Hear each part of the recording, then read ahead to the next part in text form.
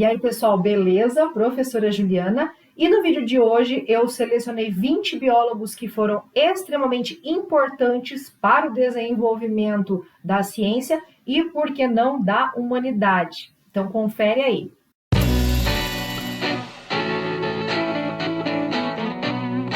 Então, hoje nós vamos finalizar aqui o nosso top 20 biólogos, né? Acabamos aí passando um pouquinho, né? Falamos de 2 nomes, 3 nomes a mais aí, né?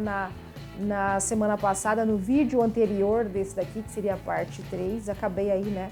Falando um pouco mais, porém, a gente tem aqui, né? 20 biólogos, 20, né? Celebridades, eu diria, personalidades importantes para o desenvolvimento da biologia. E para esse último momento, não menos importante, mas fechando com chave de ouro, eu deixei mulheres importantes para a ciência, para a biologia.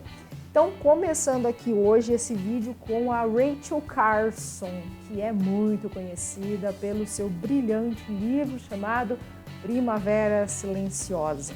Então, o livro da Rachel Carson aqui, ele tem uma importância muito grande para a parte de ecologia, de estudos de ecologia.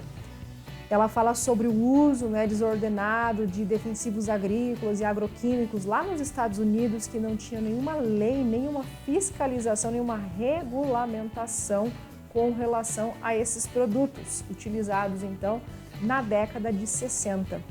E o livro dela então, ele faz uma dura crítica, né, a esse tipo de uso indiscriminado que pode causar poluição ao meio ambiente.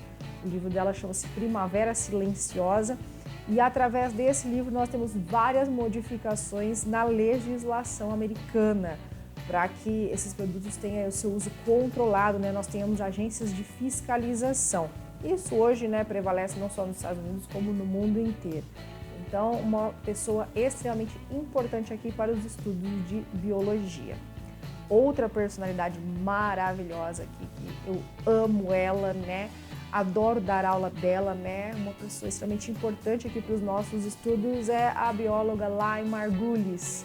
Então, a primeira vez que eu tive contato com o nome Margulis, né, nos livros ali, eu falava, quem é o senhor Margulis, né? E para minha surpresa, quando eu fui estudar a fundo, era a senhora Laia, né?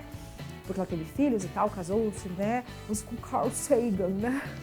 Então, ela teve uma importância muito grande aí para os estudos de biologia e o que eu acho mais legal hoje, assim, comentar aqui dos estudos dela é com relação à hipótese endossimbiótica, que a gente considera até hoje muito válida, muito atual, né? A Laia Margulis morreu faz pouco tempo, mas essa hipótese que ela colocou aí é então de que as mitocôndrias e os cloroplastos, que são organelas que possuem o seu próprio DNA, eles eram então procariontes primitivos que acabaram sendo englobados por uma célula maior e viveram em simbiose junto com essa célula.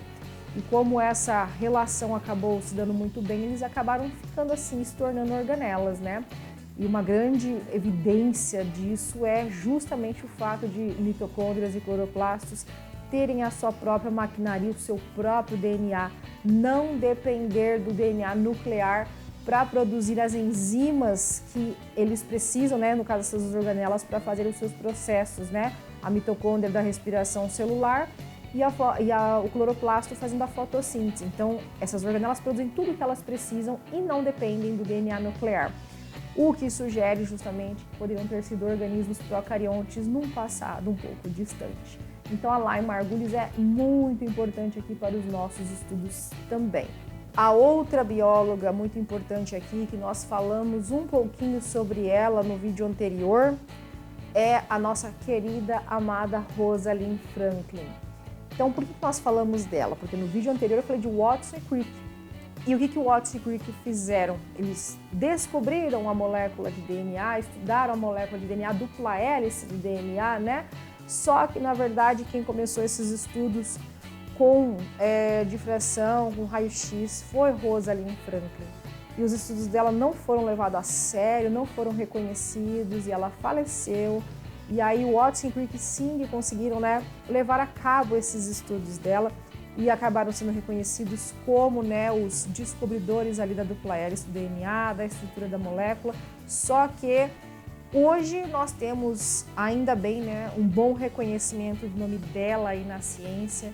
Eu já tenho até o material didático que eu uso com os meus alunos, né, e o material que eu tenho aqui, né, que eu faço ali para eu poder trabalhar.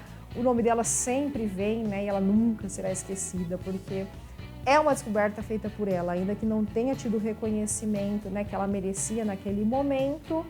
Ela é muito importante aqui para os nossos estudos de genética, para os nossos estudos sobre a vida.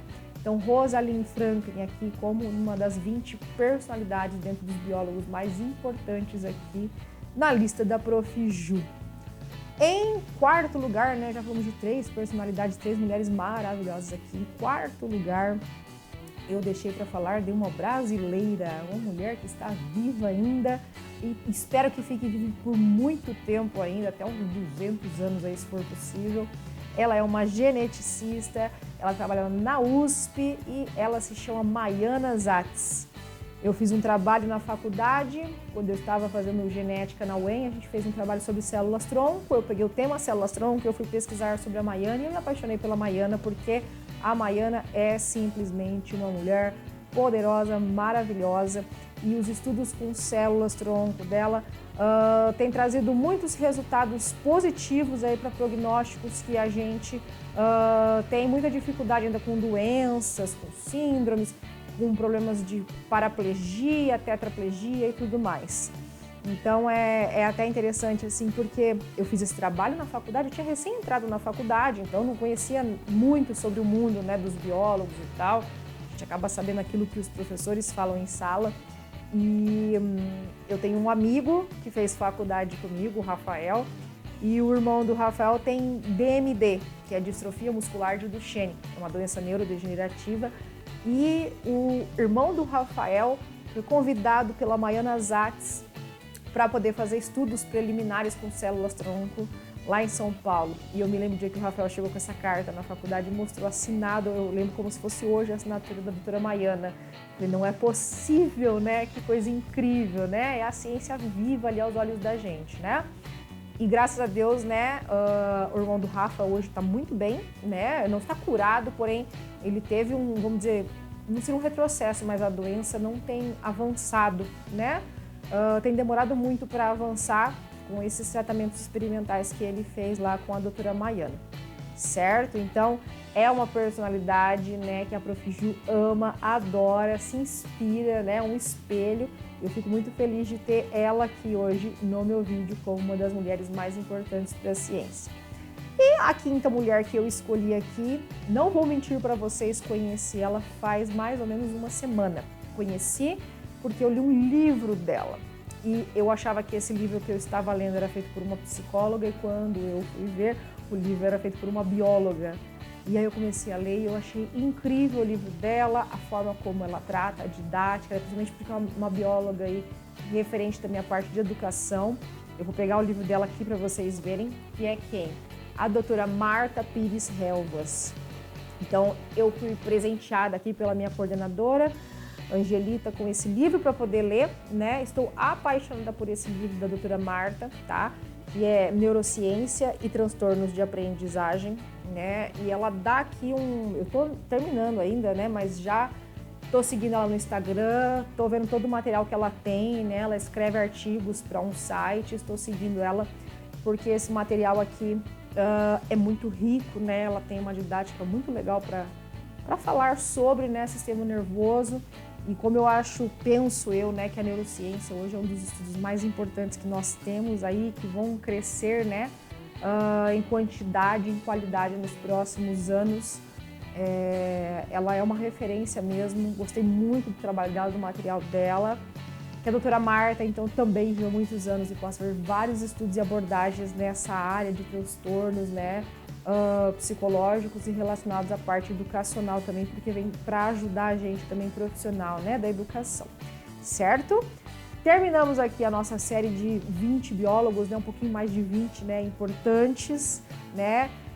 Gostaria de falar também aqui de uma pessoa que eu acho muito importante também, que não é bióloga, mas doutora Mary Curie, né? É minha inspiração, né? Não vou falar muito, senão vou chorar, porque eu amo ela, né? E com certeza os estudos dela são muito importantes também para a biologia de forma indireta, né? Porque os estudos relacionados à radioatividade hoje são muito utilizados, por exemplo, para tratamento de quimioterapia, né? Então ela para mim é maravilhosa, simples, humilde, é tudo que eu quero ser como pessoa, como pesquisadora, né? Seguindo os exemplos dela. Certo? Fechamos aqui a nossa série então. Espero que você tenha gostado desse vídeo, conhecido personalidades que você nunca tinha ouvido falar, porque você já sabe, né? Biologia não é só para você tirar 10 no Enem, no vestibular. Olha quanta coisa a biologia já fez aqui, né? Com essas personalidades que nós estudamos aqui. Porque biologia é para a sua vida.